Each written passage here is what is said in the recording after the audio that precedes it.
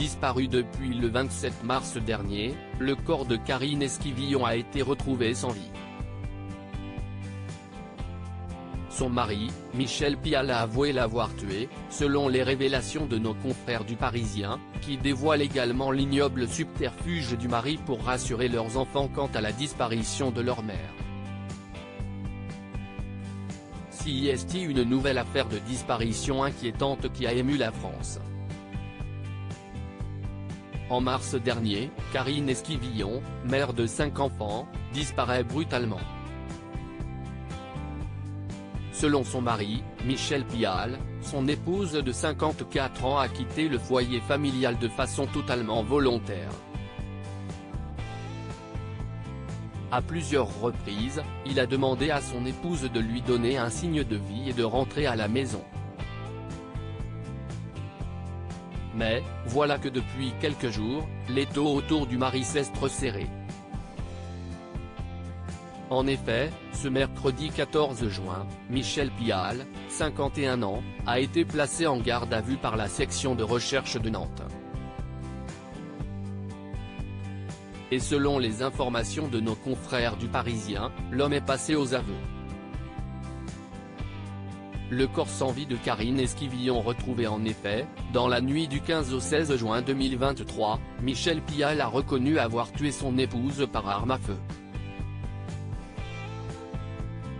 Sans donner de mobile pour l'instant, il évoque un accident dans des circonstances encore floues, précisent nos confrères du Parisien.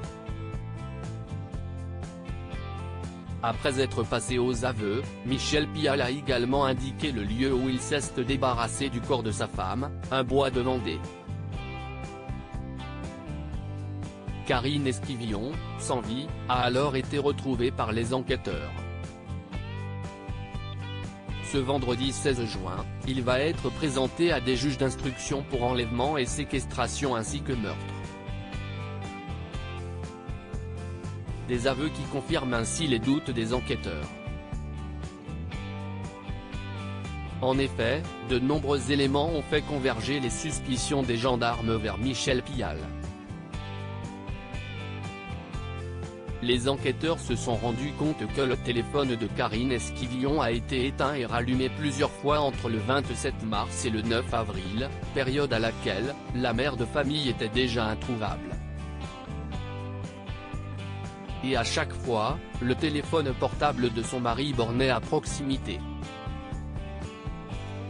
Les enquêteurs le soupçonnent d'avoir utilisé le téléphone de son épouse pour brouiller les pistes et envoyer des messages rassurants à des proches de Karine, dont leur propre fille. Deuxième élément, Michel Pial a indiqué à plusieurs reprises que sa femme était partie en emportant une grosse somme d'argent et également le livret de famille. Or, ce document a été retrouvé à leur domicile, lors de la dernière perquisition. Les enquêteurs vont devoir désormais trouver le mobile de ce crime. Michel Pial reste innocent des faits qui lui sont reprochés jusqu'à la clôture de l'enquête.